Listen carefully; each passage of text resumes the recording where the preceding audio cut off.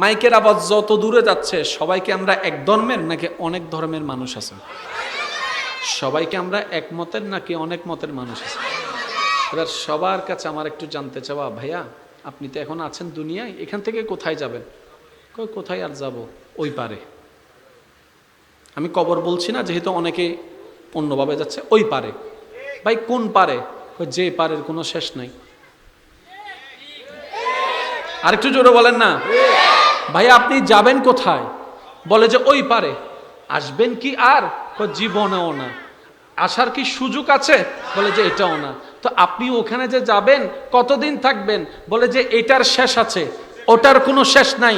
সেজন্য যুবক ভাইরা একটা কথা মনে রাখবেন, মৃত্যু মানে, ডেথ মানে, মৃত্যু মানে জীবনের শেষ নয়। মৃত্যু মানে জীবনের শেষ নয়। মৃত্যু মানে সাময়িক দুনিয়ার জীবনের শেষ, অনন্তকাল জীবনের শুরু। মাঝখানে যেই সেতু, ওইটার নাম মৃত্যু। মনে রাখবেন, মৃত্যু মানে ডেস্ট্রয় নয়। কথা বলে না। মৃত্যু মানে ফিনিশ হয়ে যাওয়া নয়। কারণ আমাদের কবর আছে না নাই? কবরের প্রশ্ন আছে না নাই? হাসরের প্রশ্ন আছে না নাই? আবার জান্নাত আছে না নাই? তো ওইখানে আপনি আমি না থাকলে এগুলো আল্লাহ দিবেন কারে? তাহলে ওইখানেও আপনি থাকবেন, শুধু এখান থেকে ওইখানে যাবেন। যেরকম চাকরি করতে গেলে ট্রান্সফার হয় সিটাং থেকে ঢাকা, কিন্তু আপনার চাকরি শেষ হয় না, এটাও হচ্ছে এরকম। মৃত্যু মানে শেষ নয়, অনন্তকাল জীবনের শুরু। আমার ভাইকে বললাম, ভাইয়া তো ওখানে কার সামনে যাবেন? কেউ বলে যে আল্লাহ, কেউ বলে যে ঈশ্বর, কেউ বলে যে গড, কেউ বলে যে ভগবান। আপন আপন জায়গায় যার যার বক্তব্যকে আমরা শ্রদ্ধা জানাচ্ছি, যার যার বক্তব্য উনি বলছেন। তো উনি কি আপনাকে কিছু জিজ্ঞেস করবেন? বলে যে হ্যাঁ করবে। তো ভাইয়া কি করবেন আপনাকে জিজ্ঞেস? বলে যে আমি তোমাকে হায়াত দিয়েছি, জীবন দিয়েছি, এটার তুমি কিভাবে ব্যবহার করেছো, উনি এটা জিজ্ঞেস করবে। যদি আমি ওনার জিজ্ঞেসের প্রশ্নতে যদি আমি পার পেয়ে যাই, তাহলে আমাকে দিবেন উনি স্বর্গ, আমাকে দিবেন উনি হেভেন, আমাকে দিবেন উনি জান্নাত, যার যার ভাষ্য মোতাবেক। আর যদি আমি উনাকে খুশি করতে না পারি, তাহলে আমাকে নরকে যেতে হবে, আমাকে জাহান্নামে যেতে হবে, আমাকে হেলের মধ্যে যেতে হবে। তো ওখানে কি আছে? বলে যে ওখানে সাজা আছে, ওখানে কষ্ট আছে, ওখানে আগুন আছে, ওখানে সর্প আছে, ওখানে বিছু আছে, ওখানে বিষাক্ত আছে, ওখানে থাকার মতো পরিবেশ নাই। হ্যাঁ, যদি উনি খুশি হয়, যদি উনি খুশি হয়, শব্দটা খেয়াল করবেন, যদি উনি খুশি হয় তাহলে জান্নাত, যদি উনি খুশি হয় তাহলে স্বর্গ, যদি উনি খুশি হয় তাহলে হেভেন। তার মানে সবার চাওয়া জান্নাতে যাওয়া। যে যে দলেই করুক না কেন, যে যে মতেই করুক না কেন, যে যে গ্রুপে থাকুক না কেন, সবার চাওয়া জান্নাত। আর জান্নাত দিবেন কে? আল্লাহ। কাকে দিবেন? এক কথায় বুঝে নেন, যে আল্লাহকে খুশি করতে পারবে, জান্নাত তার জন্য হয়ে যাচ্ছে। এবার বলেন, আমি সবার কাছে প্রশ্ন করব, আশা করি এখানে দ্বিমত হবে না। ভাইয়া মরণের পর কোথায় যেতে চান? এদিকের ভাইয়ের একটু বলেন, এবার আপনারা বলেন।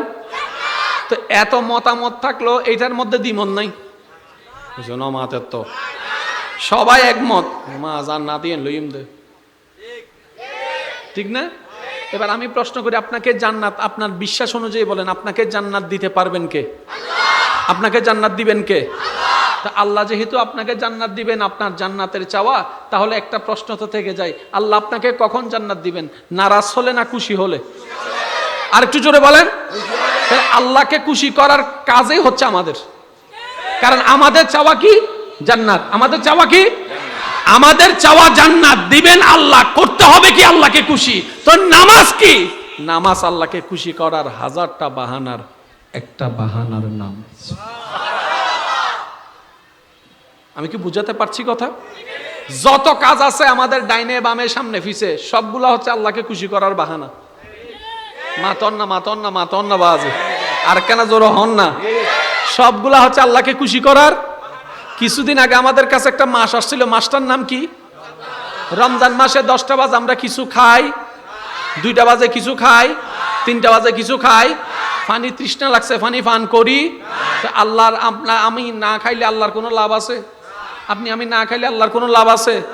আল্লাহ আমরা আপনি আমি খাইলে আল্লাহর কোনো লস আছে? আমাদের খাওয়া না খাওয়া এটা কি আল্লাহকে খুশি করার জন্য।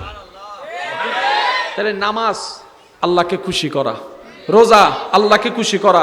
আমি বলে যাচ্ছি, আপনারা শুধু ইশারায় ইশারায় সুবহানাল্লাহ বলে নিজের জবানটাকে পবিত্র করার চেষ্টা করবেন। দেখি কিভাবে বলবেন, একটু বলেন তো। হয় না আর একটু জোরে। নামাজ ওনাকে খুশি করার একটা বাহানা, রোজা না খেয়ে থাকা তৃষ্ণার্ত হৃদয় ওনাকে খুশি করার একটা বাহানা। নিজের দেশকে ত্যাগ করে নিজের হালাল উপার্জনকে খরচ করে এখান থেকে মক্কায় গিয়ে লব্বাইক আল্লাহুম্মা লব্বাইক বলা, রোদের তাপে সিদ্ধ হয়ে যাওয়া, বড় বড় পা ব্ল্যাক যারা আছে তাদের পায়ের আঘাত সহ্য করে উ শব্দ না করা, ধৈর্য ধারণ করা, ওনাকে খুশি করা। সুবহানাল্লাহ। নিজের কামানো ইনকামের টাকা জাকাতের মাধ্যমে দেওয়া, ওনাকে খুশি করা। ক্ষুধার্তকে খাওয়ানো, ওনাকে খুশি করা। অভাবীকে দান করা, ওনাকে খুশি করা। মায়ের সেবা করা, ওনাকে খুশি করা। বাবার সেবা করা, ওনাকে খুশি করা। বড়কে সম্মান করা, ওনাকে খুশি করা। ছোটকে স্নেহ করা, ওনাকে খুশি করা। এতিম বাচ্চার মাথায় হাত বুলে দেওয়া, ওনাকে খুশি করা। লক্ষ্য শুধু একটাই, ওই রবকে খুশি করা। এতিম বাচ্চার মাথায় হাত বুলায় দেওয়া, ওনাকে খুশি করার লক্ষ্যে স্বামী স্ত্রীর সাথে সুন্দর করে ব্যবহার করা, কথা বলা, ওনাকে খুশি করা। স্ত্রী স্বামীকে সম্মান করা, ওনাকে খুশি করা। ছোট বড়কে শ্রদ্ধা করা, ওনাকে খুশি করা। রাস্তা দিয়ে যাওয়ার সময় অনেক সুন্দর নারী দেখার পরও নিজের চোখকে কন্ট্রোল করে নিচের দিকে তাকিয়ে থাকা, ওই নারীর দিকে না তাকানো, এটা হচ্ছে ওনাকে খুশি করা।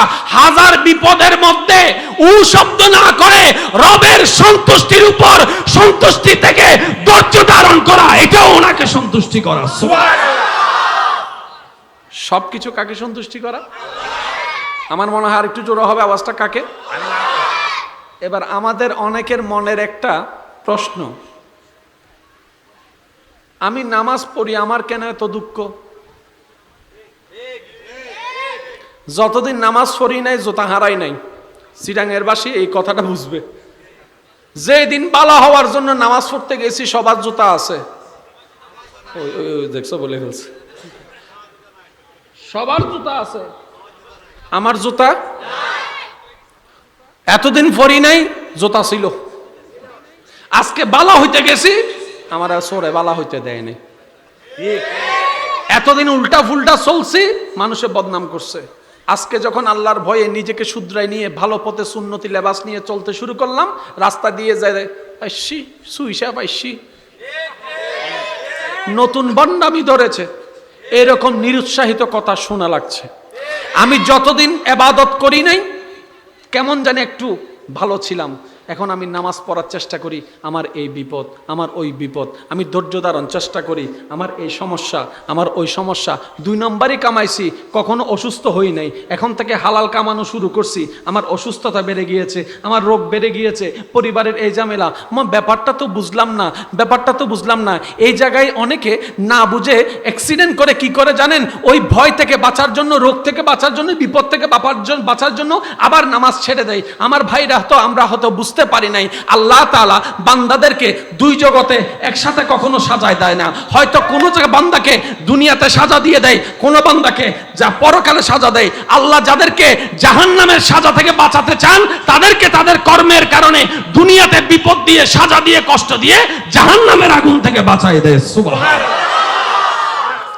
এবার বলেন, দুনিয়ার আগুনের তাপমাত্রা যদি 100 গুণ হয়, জাহান্নামের তাপমাত্রা, আগুনের তাপমাত্রা, আমার ভাই বলেছেন 500 গুণ। মনে করেন দুনিয়ারটা 100 গুণ, জাহান্নামেরটা 500 গুণ।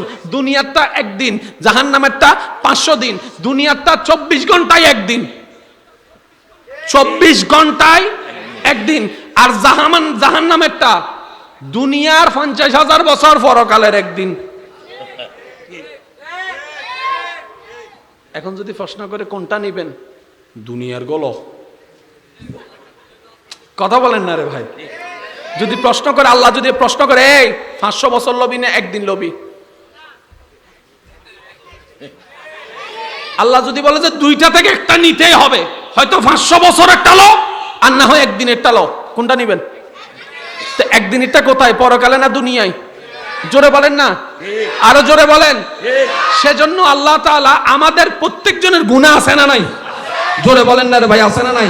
এই গুনার কারণে জাহান্নামে সাজা পাওয়ার অধিকারী আছি না নাই? আল্লাহ যখন চায় আমার বান্দাকে জাহান্নাম দিব না, তখন আল্লাহ বিপদ বাড়ায় দেয়, কষ্ট বাড়ায় দেয়, আল্লাহ আযাব বাড়ায় দেয়, অপমান বাড়ায় দেয়, কষ্ট বাড়ায় দেয়, অভাব বাড়ায় দেয়, রোগ বাড়ায় দেয়। বান্দা যখন বুঝতে পারে আমার আল্লাহ দয়া করে আমাকে বিপদ দিয়েছে, যেন আমি ধৈর্য ধারণ করি, যাতে আল্লাহ পাক ইন্নাল্লাহা মা'আস সাবিরিন হয়ে ধৈর্য ধারণকারীর সাথে হয়ে যায়, জাহান্নামী জান্নাতি হয়ে যায়। সুবহানাল্লাহ।